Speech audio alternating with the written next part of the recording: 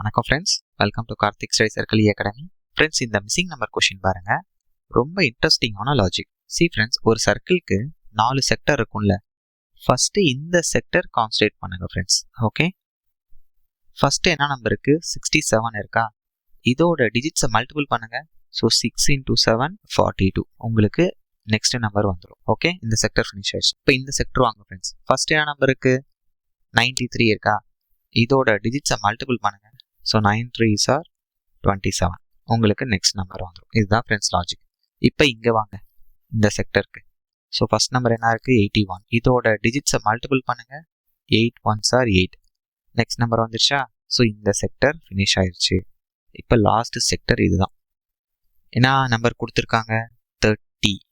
இதோட டிஜிட்ஸை மல்டிபிள் பண்ணுங்க.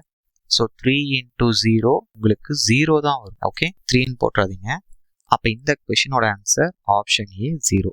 இந்த மாதிரி லாஜிக்ஸ்லாம் நீங்கள் நோட் புக்கில் எழுதி வச்சுக்கோங்க ஃப்ரெண்ட்ஸ். நான் திரும்ப அதான் சொல்கிறேன். இந்த மாதிரி பெக்குலியர் லாஜிக்ஸ் மட்டும் நோட் பண்ணி வச்சுக்கோங்க. ஒன்ஸ் இன் அ வீக் ஆச்சு நீங்கள் ஜஸ்ட் கோ த்ரூ பண்ணிக்கோங்க, பார்த்துக்கோங்க அந்த நோட்டை. ஓகேவா ஃப்ரெண்ட்ஸ்? தேங்க்யூ.